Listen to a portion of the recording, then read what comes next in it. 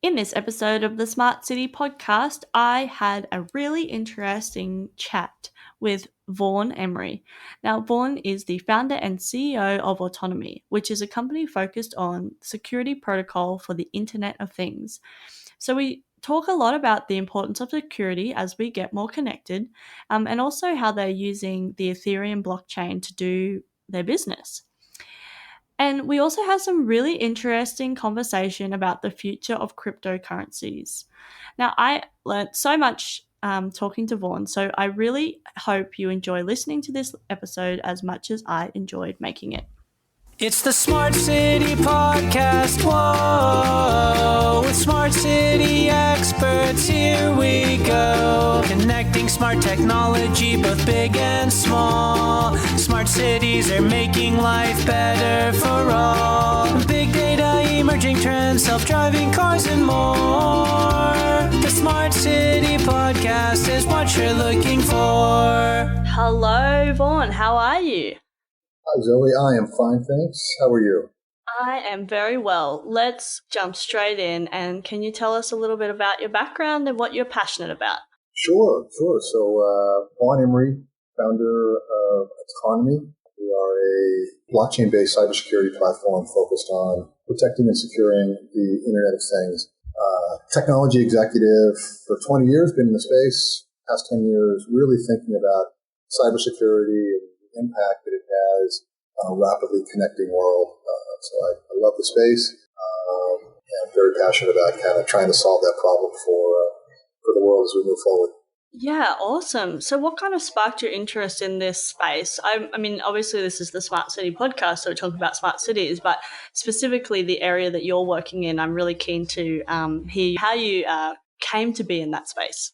Well, I've been in technology space for most of my career and in cybersecurity for the past 10 years. And as an industry, we don't really have that good of grade.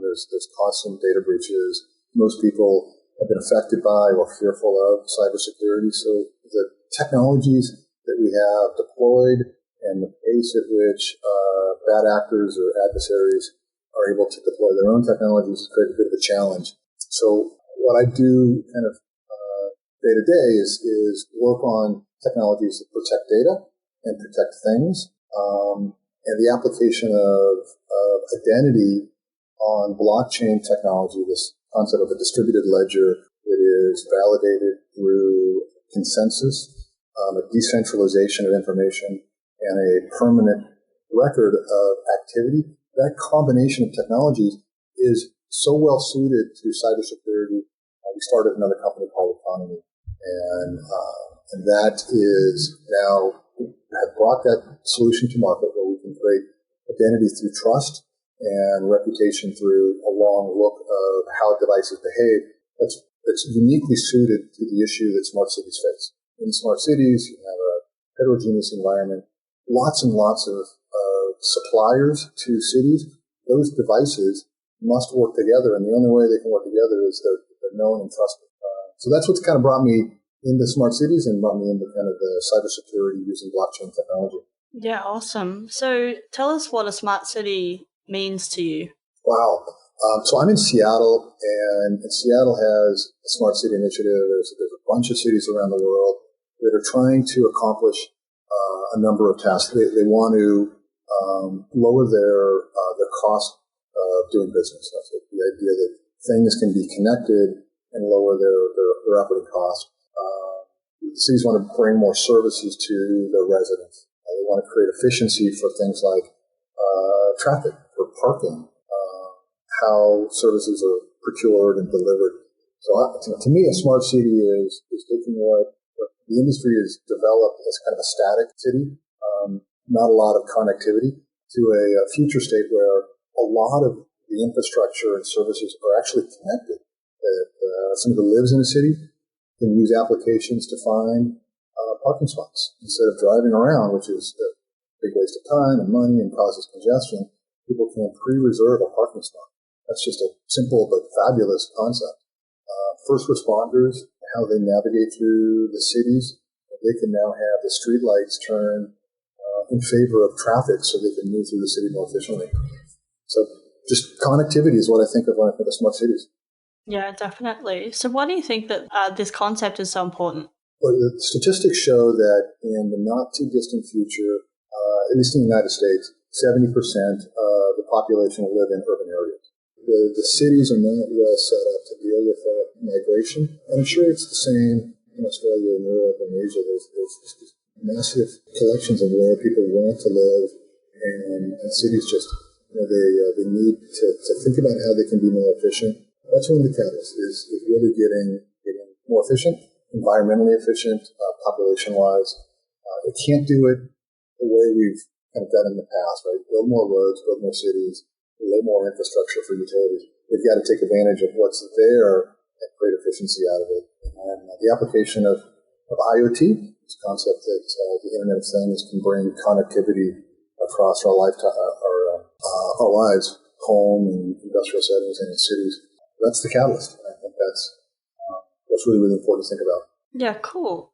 So maybe we talk specifically in the space you're working in. How do you think that the US is kind of embracing that the smart city concept, but particularly the security and then using blockchain for that? There are 19,000 municipalities in the United States, small cities, large cities, just a very, very large number of cities that are trying to figure out how to be more efficient, bring services. I think the U.S. is not leading, but certainly moving in the right direction with probably other cities that your audience thinks about when they think about smart cities, and I doubt it's one of the U.S. cities. However, there are a handful of known projects in cities that are making big investments. Boston, Chicago, New York, San Francisco. These are cities that are embracing this. So I think we're at an infancy in trying to figure this out. One of the challenges that I think the industry faces as a whole is around cybersecurity. Statistics have shown that every city has had some form of cybersecurity attack, data breach.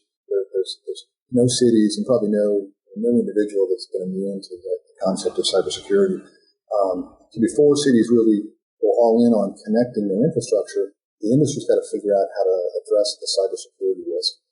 Imagine autonomous vehicles moving through a city, and somehow there's a hack that causes streetlights to all change at the wrong time. That would be terrible, right? That lives are at risk in that situation. So cybersecurity plays a very crucial role. And again, autonomy, what we're trying to do as a contributor to this problem, or a contributor to the solution, is to create identity of devices, identity of cars, and identity of things that connect, using blockchain technology to make sure that the identity is validated not by one vendor, but by a very broad set of stakeholders in cybersecurity and the Internet of Things. And blockchain technology can make that happen with its distributed ledger and its consensus algorithms and methodology. So the bottom line there is cybersecurity can get better, starting with identity and moving through the trust and then ultimately reputation of how devices interact. It's an important thing for us to solve. Yeah, cool. So let's talk about some of those projects and things that you're currently working on. Cybersecurity for smart cities is probably our biggest initiative. Within the cities, there's projects that focus on the utility, water utilities, power utility, microgrids. We've got projects underway that are focused on how to solve interoperability across device manufacturers. So it's a big area of interest. Outside of smart cities, healthcare is an area that we're working on. Think about wearables and what biometrics can do to improve our quality of life and our overall health. Still a cybersecurity challenge there, and we need to be able to get to known trusted devices. That's a second area. Industrial IoT, concept that the manufacturing floor is rapidly automating and connecting supply chain to this process improvement. A lot of that is area where IoT and a connecting world creates opportunities for bad guys, bad actors, but also a place where cybersecurity really needs to improve. And that's where we focus. Yeah, cool. So we had a little bit of a discussion before we started recording about autonomous vehicles and how they're becoming less less of just a way to get from A to B and more of a platform. So I'm interested to hear your thoughts about that. Yeah, I like the use case and the concept and a future where vehicles are truly autonomous. There's no driver. They're taking us to where we need to go. They're delivering packages. I think that's a fantastic future. But with the positive also comes the risk of hacks and cybersecurity risks that they present. So imagine an autonomous vehicle driving through a city or down a freeway, and all of a sudden it receives a signal that is a false signal, but a signal that it should apply its brakes aggressively. Seems like a benign concept, but if it's in heavy traffic, that's a bad situation. It could cause an accident. It could put people's lives at risk. So lots of opportunity in autonomous vehicles to continue to improve. But I'm a big fan of someday in the future not having to drive, but to have the vehicle deliver me to where I want to go or packages to the office or home without a person doing it. Future state is fantastic. Yeah, and I think it's actually less about like not having a driver and more about that connected part, which you were talking about, that if, it's connected, then there's a cyber risk or a security risk. And I think people are talking a lot about, the fact that there's not a driver, but if we just don't have drivers and it still works on sensors and that kind of thing, I mean, technically or theoretically it could not be connected to anything else other than its own kind of sensors and cameras and that kind of thing. But it's that connected piece that really opens up this door for the bad actors. Sure does. Yeah. And back to the example that I gave of heavy traffic conditions, bad actors can really create havoc there by just inserting false sensors or putting something on the side of the road that is not known, not trusted, but interfering with how vehicles move up and down the road. Yeah, it can be alarming, and the chaos could be pretty real if the industry doesn't get their arms around it, for sure. We think about this in the context of sensors or devices having to be known and trusted, whether it's in an autonomous vehicle or it's in an industrial setting or it's a sensor in a city. Security, good cybersecurity begins with identity and the idea that every device can be known and trusted. And we think that's a future state. We think that if that's a reality, the ability for hackers and bad actors to interfere with systems go way, way down. Because the moment that was to occur, that device that was the initiator of the hack would immediately be isolated. It would no longer be trusted. It would be known as a bad actor. And it can be excluded from the system. And then you can see that pattern just repeat itself. And eventually it becomes harder and harder for hackers to interfere with systems. But we got to start with identity, and we move to trust, and then ultimately reputation, how devices behave over time. So I'm interested to hear how your products kind of sits on the Ethereum blockchain. Can you explain that a little bit? Sure. So for your audience, just a quick level set, blockchain is a immutable ledger that goes back to kind of as far back in time as that particular blockchain was generated. So all of the history is permanent, and each new block creates a hash of the new data plus the previous block, and that becomes kind of the method by which we can create this permanent record. Blockchain also has this decentralization, so there's no single point of failure. View it as a broad fabric of systems that make up a blockchain. And then finally, consensus by many versus by one. So we no longer trust a single entity to identify what's true, but we trust many. Well, that is a fantastic starting point for cybersecurity. And the idea that we can decentralize the attack vector, we can create identity by consensus across many, many stakeholders. That is the foundation for what we're working on. Ethereum is known as kind of the open business blockchain. Economy has launched the solution on Ethereum a couple months ago. Our technology is active. It's on what's called mainnet, developers of IoT solutions.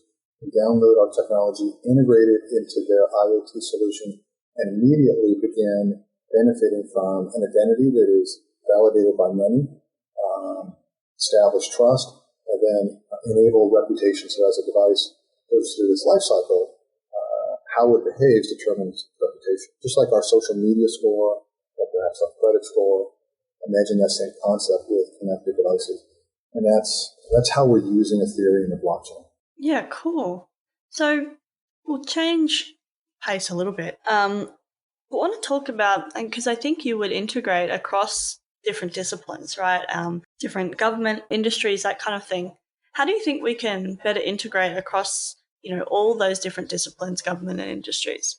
Yeah, I think a lot of this is business. And so industry and the innovation that exists in business kind of starts, right? We were introduced to blockchain technology through the original Bitcoin introduction, and then the application of that through other kinds of industry applications. Fantastic.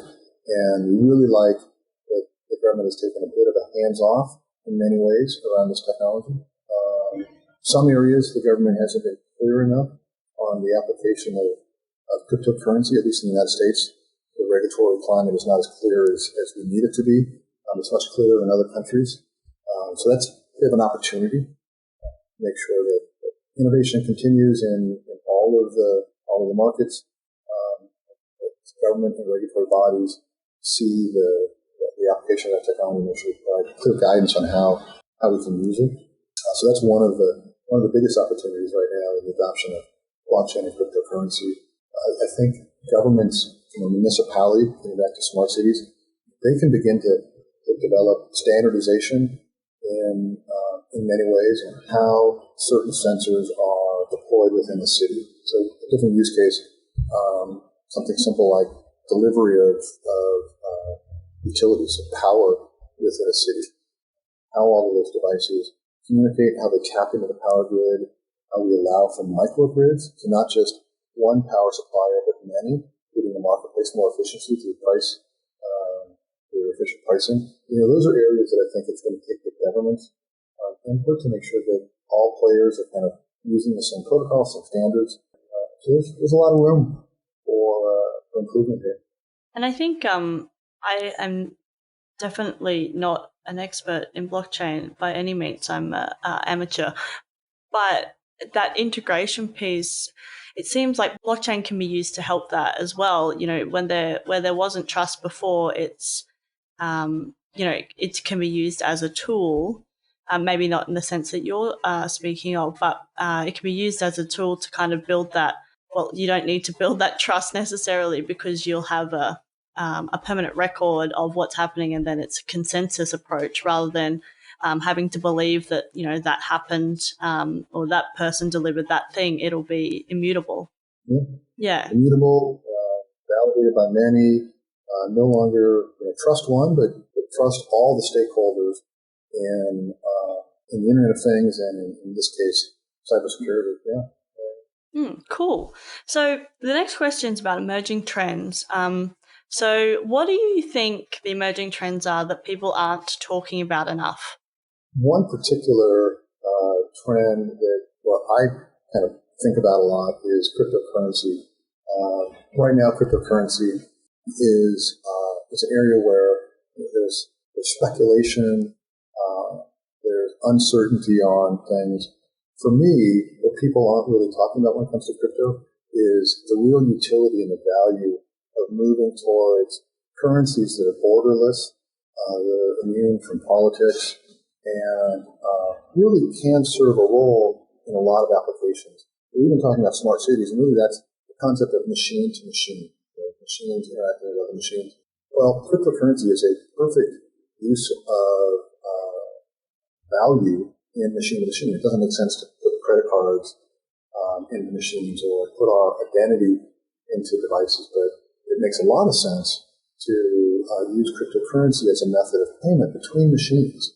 That's a particular area that I've got a lot of interest in. Cryptocurrency is not going to replace regular currency or fiat. That's not going to happen anytime soon or ever. But cryptocurrency, outside of the speculative nature, does have tremendous utility, and specifically in the machine economy, more so in what we're talking about here, like the smart cities. Well, I'd like to see more conversation on how crypto can really make it more secure, more efficient, more convenient in a machine economy. Cool. I'm really glad you touched on crypto because I was going to ask you. There's been a lot of speculation, and particularly, I guess it's worldwide, that it's spiked and now it's come, it's plummeted, and people aren't sure anymore about I don't think anyone was ever sure, but when it was going up, everyone was happy, and like, oh yeah, we're making money, whatever. Now that it's gone to, plummeted a little bit, or a lot, people are like, oh, the naysayers were like, oh, see, we told you, shouldn't have got involved, although they were probably pretty eager to get involved when it was all heading to high values. I bought a little bit of crypto just for play money, just to play with. And, I made a little bit of money, but yeah, definitely I don't even look at it now. So it's interesting. I'm glad that you talked about crypto. And you say, I like that you said, it was interesting that you don't think it will replace traditional currency, because I guess that's the kind of way we're playing with it at the moment. So the other use case, the machine to machine, I hadn't really thought about that in great detail. So thanks for sharing that. Yeah, it's a really good use case. There's other use cases. Currently, cryptocurrency has both an asset value, like some kind of commodity, but it's also got a utility value. I can spend a Bitcoin, or I can spend an altcoin, and I can buy things and pay for services, and that's new. And it's only new as in years maybe. So the average person has still not shown applications of cryptocurrency outside of the speculative nature, and that will come as the currency matures, as real businesses embrace the application of cryptocurrency and the value of what crypto can do in certain applications. Certainly not all of them, but that's normal. Early generation. Unfortunately, crypto also has this dark side where very early adopters use it for illegal activities, and it's hard to shed that bias. But I'm going to tell you, there are legitimate businesses that are using cryptocurrency for real-world applications to solve things that we wouldn't want to continue to try to do with cash, credit cards, personal information. We know what happens when we go down that path. That some criminal, some hacker gets my identity, gets my credit card because it's online, and uses it until my bank says, hey, there's this activity, is it not you? And that's happened to me personally, and probably happened to many of your audience. Cryptocurrency is not subject to the same kinds of things. It's got its other areas of concern, but it's early in the life cycle of crypto. Yeah, cool. Well, it's been so great to chat with you. I've learnt heaps, and I'm so glad that we had this convo. I really just have one last question, which is, how can people connect with you? Fantastic. I would love to connect with your audience. First way is to come to our website, autonomy.io. It's spelled ATONOMI.io, and learn about what we're doing. I'm on Twitter, and I'm in Telegram. There's a very active community that follows our company in Telegram. You can learn about our company there. And I attend a bunch of industry events around the globe. Where we are next is available on our company website. Awesome. Yeah, I'll put all the links in the show notes so everyone can click away and find your website and follow you on the socials. That's great. Looking forward to continuing that conversation with your audience. This is a fantastic space that we're in. Smart cities affect all of us at some point or another. We have a long way to go, and future state can be very, very, very positive. Awesome. Thanks again, Vaughan, and look forward to talking to you again soon. Joey, thank you so much. It's the Smart City Podcast. Whoa! Thanks so much for listening to the Smart City Podcast. Show notes for this episode and all other episodes can be found at thesmartcitypodcast.com. If you have any questions or comments for me or any of my guests, connect with me via email, zoe@thesmartcitypodcast.com, or via the socials. I'm on Twitter and Facebook @SmartCityPod. As always, I hope you enjoyed listening to this episode as much as I enjoyed making it. Smart City Podcast is what you're looking for.